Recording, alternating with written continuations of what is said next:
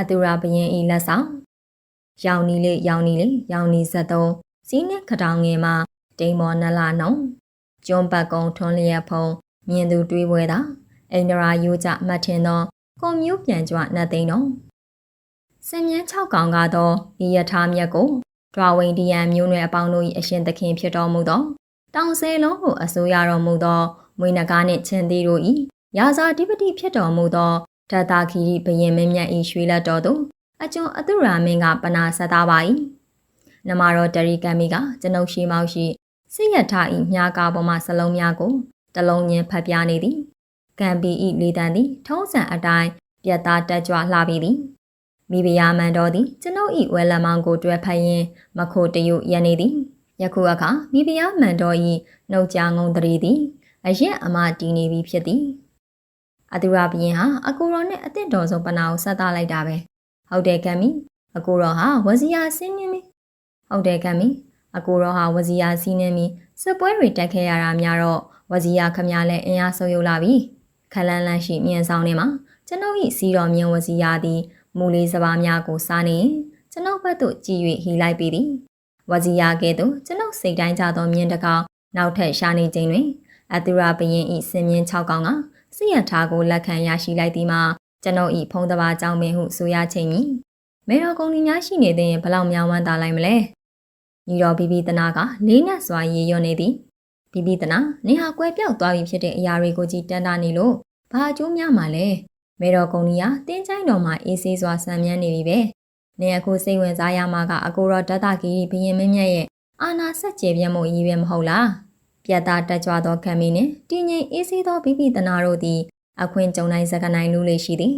နန်းတော်သူနန်းတော်သားအချွေရန်များမရှိကြသည်ကျွန်ုပ်တို့မောင်နှမတွေကြီးရှိနေကြသည့်ယခုလိုအချိန်အခါမျိုးတွင်သူတို့သည်ထီးတန်နန်းတန်များကိုဖျောက်ဖျက်ပြီးတရင်တနည်းပင်ဆက်ဆံလေးရှိကြသည်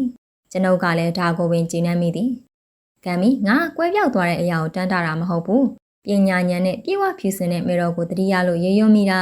မန်တော်ကုံဒီကိုလည်းမဟုတ်ဘူးဉာဏ်ပညာအသိတရားရှိတဲ့အရာမှန်သမျှကိုငါအမြင်အောင်မိစင်ကျင်နေရပဲဘီဘီတနာကပိုရိလေးနက်စွာပြောလိုက်ပြန်သည်အမေဒီလိုဆိုတော့ငါမိမနာမဲ့မိုင်မဲညံပြင်းမှုကိုကြီးအောက်မိစင်ကျင်နေရလို့ဆိုလိုတာပေါ့လေဒီမှာဘီဘီတနာလောကမှာဖုံးလက်ယုံအာနာသားလင်အမှန်ကန်ဆုံးပဲမဟုတ်ဘူးနင်မနေပြီအသိဉာဏ်သာအမှန်ကန်ဆုံးတိတ်ကြစမ်းဒါဟာပရောဟိတ်တွေရဲ့နေရာမဟုတ်ဘူးဓာတဂီရဲ့နန်းတော်ယာဝနာရဲ့နန်းတော်ဒီနေရာမှာဘာမှမမှန်ဓာတဂီသာမှန်တယ်ကျွန်ုပ်ကဘရင်အာနာတန်ဖြင့်ငောင်းငန်းလိုက်သောအခါမှာနှစ်ဦးလုံးတိတ်လျက်လက်အုပ်ချီလိုက်ကြသည်နိုင်ရင်မြန်မာခါစားတဲ့ပုံစံနဲ့ဒီလိုလုံနေစရာလည်းမလိုပါဘူးအငင်းခုံတွေရက်ကြဖို့ငါပြောတာပါကဲအတူရာမင်းရဲ့ပနာတော်စီရထားကိုတေးသေးချာချာကြည့်ပါအောင်လေမိဖုရားမန်တော်ကတတိပေးမှာပဲကျွန်ုပ်တို့သုံးဦးစလုံးစီရထားစီသို့အာယုံပြန်ရောက်သွားသည်စာရန်ထိုးထားသောမြားကတစ်ခုလုံးတွင်ရွှေပိန်ချထားသည်ယထာတွင်၌ချင်းသေးရည်များကိုခင်းထားသောကြောင့်နူးညံ့လှပပေသည်အမုံမရှိသောကြောင့်ယထာ၏ပုံစံသည်ပို၍ကြွားနေသည်ပြည့်ရကားများကိုမူကျင်းဤသုံးထပ်ကားရန်ပြီးဒရာဝိန်ဒီယန်လူမျိုးတို့၏ချင်းသေးတစိမ့်များကိုရွှေသားဖြင့်ထုလုပ်ပုံဖော်ထားသည်ယထာ၏လက်ဝဲဘက်အတွင်နေရာတွင်လေဟာဖြင့်ပြုလုပ်ထားသည့်မြားကြီးတောင်နှင့်ရန်နာစီချဲထားသည့်ကြီးမားလာသောလေးကြီးနှစ်ခုကိုချိတ်ထားသည်ကြီးတောင်ထဲရှိမြားရန်များ၏အသွားမှာဝင်လန်းနေသည်လေယာဘက်တွင်မူတန်လျက်ဓာနှင့်လန်တန်များချိန်ရန်ထောင်ရန်အကန့်များရှိသည်အထူးခြားဆုံးကယထာဘိန်းနှစ်ဖက်၏ဝင်ရိုးများဖြစ်သည်ဝင်ရိုးတန်သည်ဘိန်းအပြင်ဘက်တောင်ခမ်းမြထိုးထွက်နေပြီးတန်ကျွန်းအတန်များဖြင့်အတီးပြီးသည်ဘိန်းတောင်နေရာတွင်လည်းတန်ကျွန်းများကိုတက်ဆင်းထားသည်စင်မြင့်6ကောင်၏ဇက်ကိုထိန်းသောကျိုးများကိုပြားကတစ်ဖက်ရှိရွှေရောင်လက်ကိုင်းနှင့်ရက်ခွေထုံနှောင်ထားသည်ရွှေရဲဖြစ်တန်ထဲများဖြစ်သာအတီးပြီးသောဤစစ်ယထာ၏အလေးတန်းကိုမြင်း6ကောင်သည်တဟုန်တည်းပြေးဆွဲနိုင်ပါမည်လို့ဟုကျွန်ုပ်တန်တရားဖြစ်လာသည်မြင်းများအားလုံးအနေအောင်ဖြစ်သည်နာရောင်အဖြူစင်းမှစ၍ခွာလေးဘက်အထက်အမွှေးများပွားနေပုံထိ6ကောင်စလုံးတသွေးတဲ့တစင်းသေးဖြစ်ပေသည်အစင်အားဖြစ်တာမြင်းကြီးများသည်ခံကြကြပါပေသည်သို့သောကျွန်ုပ်နှင့်တကွသောလေးလံသည့်ယထာ၏အလေးချိန်ကိုသင်တို့ဆွဲနိုင်ပါမည်လားတန်တရားနှင့်ပြဿနာကိုအချိန်မပေးတတ်သည့်ကျွန်ုပ်သည်ယထာပေါ်သို့ခုန်တက်လျက်ဇက်ကျိုးများကိုဆူဆွဲရင်နောက်ဆုံးမျက်နှာကောင်၏တင်မာကိုရိုက်ချလိုက်သည်ရုတ်တရက်လန်သွားသည့်မြင်းများသည်တဟီအော်ရင်မတ်တရက်လိုက်ပြီးတဟုန်ထိုးပြည့်ထွက်ကြလေသည်ဝဲရနှစ်ဖက်မှထင်းရှူပင်များ၏တရရိတ်ကြံရင်ခဲကြသည်ကျွန်ုပ်၏နားနှစ်ဖက်ပေတွင် လေသည်တဝီဝီဖြတ်တန်းသွားသည်ကျွန်ုပ်သည်လေထဲတွင်ပြန်ဝဲနေသည့်အလားခံစားမိလေသည်အိမ်တို့မြက်ကန်အထိစက်ကြိုးကိုအားဆိုင်ဆွဲထားပြီးပြန်လှည့်မောင်းလာခဲ့သည်မန်တော်ဂမ်မီနှင့်ဖိဖိသနာတို့ရန်နေရသို့ရောက်ခါနေတွင်ဟဲဟုကျွန်ုပ်အော်လိုက်သည်မြင်း6ကောင်စလုံးတညီရဲရက်သွားကြသည်ကျွန်ုပ်မောင်းခဲ့သောလမ်းတစ်လျှောက်တွင်ဖုံလုံးများထားနေစေဖြစ်သည်အချိန်ပါမှမကြာလိုက်ပြီယထာထမခုံဆင်းလိုက်ပြီးနောက်တွင်မန်တော်သည်ကျွန်ုပ်၏နီညူရောင်စပင်များကိုလက်နှင့်တပ်ပေးလေသည်ကျွန်ုပ်ရှိရာသို့ပြေးလာပြီးဟန်ပါပါနှင့်ဒူထောက်၍ဦးညွှန်လိုက်သည်ညာတစင်းပြတ်လွတ်လိုက်သလိုပါပဲလားမောင်တော်မန်တော်ကတောက်ပသောမျက်လုံးများဖြင့်ချီကျူးစကားဆိုသည်ဒီစစ်ရထားကိုမောင်းလာတဲ့အကူတော်မြင်တာနဲ့ရန်သူတွေကထွက်ပြေးကြမှတေးကြတယ်ထွက်မပြေးနိုင်တဲ့ရန်သူတွေကလည်းဘိန်းနှစ်ဖက်ကတန်ကြွတွေကြောင့်အတုံးယုံသေးကုန်ကြမှာပဲ။အိုးဒသခီရီအင်ညူမြဝန်းဒေတာမှာပြိုင်ဘက်ကင်းတဲ့ဘရင်မကြခင်ဖြစ်လာတော့မယ်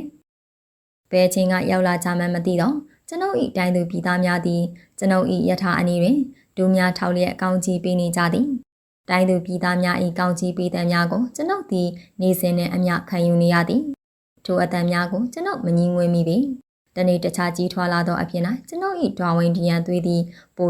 ၍နေရလာလေသည်။ဤစကားသည်အမှန်ပင်ဖြစ်သည်။ကျွန်ုပ်၏အသားရောင်သည်အခြားသောဒွာဝင်ဒီယန်များကဲ့သို့မဲညိုမနေပင်ကြီးနီအောင်တန်းလာသည်။အမွေအမြင့်ထူပြောလာသောကျွန်ုပ်တို့မျိုးနွယ်စုတိုင်းရင်းသားတို့ထပ်ပို့၍ကျွန်ုပ်၏လက်မောင်းမှအမွေများသည်ပို၍ထူထပ်ရှိလျသည်။ကျန်းတန်းသောစပင်များသည်ပင်အနက်ရောင်မဟုတ်ဘဲအနီရောင်တန်းနေသည်။ကျွန်ုပ်၏မျက်လုံးအစုံမှာမျက်စံမှလည်းအညိုရောင်မကသွေးရောင်ဖြစ်လာသည်ကျွန်ုပ်အမြဲလိုစင်ရင်လေးရှိသည်ရင်းကြီးအောင်ဝတ်စုံရွှေနာကိုချက်အင်ကြီးတို့နှင့်အနီရောင်ကဲသောကျွန်ုပ်၏မျက်လုံးစပင်အသားရည်တို့သည်ဒွာဝင်ဒီယန်အပေါင်းထက်ထူကြပေသည်ဤသည်ကတနေ့တခြားပို၍နေရလာသောသွေးတို့၏အထိမ်းမှတ်ပင်ဖြစ်သည်ဘယ်နဲ့လဲပြပြတနာဖုံးလက်ယုံအာနာရဲ့တကူကိုနင်တွေ့ပြီမဟုတ်လားတရီကံမီကညီတော်အားအောင်မြင်သူ၏လေတန်းဖြင့်မေးလိုက်သည်နောင်တော်ယာဝနာနောင်တော်ဒသခီရီဘယင်မင်းများဟာ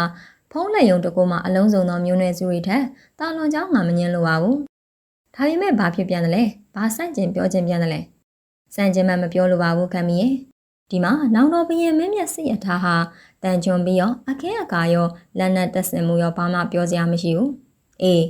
ညင်6ကောင်းဟာလည်းအမခန့်အစွမ်းထားလာပါပြီတဲ့ဒါပေမဲ့မြားကာဟာနေနေတယ်လို့ညီတော်ထင်တယ်ဘလို့ဘာပြောတယ်ပြပြတနာယထာရဲ့ရှိဘက်ရန်သူနဲ့မျက်နှာမူရာဘက်ကမြားကာဟာနည်းနည်းနေနေတယ်နောင်တော်ယထာဘောတက်လိုက်စဉ်မြင်းဆက်တွေကိုဂိုင်းလိုက်စဉ်မှာနောင်တော်ရဲ့ရံဘက်ဟာမြားကာရဲ့အထက်ရောက်နေတယ်ဒီတော့ဘာဖြစ်တယ်လဲအကယ်၍ရန်သူရဲ့မြားတစင်းဟာတူယူအရက်ကနေမြင်း6ကောင်းကိုဖျက်တမ်းပြီးနောင်တော်ထံဝင်လာမယ်ဆိုရင်မြားကာနှိမ့်နေတဲ့အတွက်မြားဟာနောင်တော်ရဲ့ရင်ဘက်ကို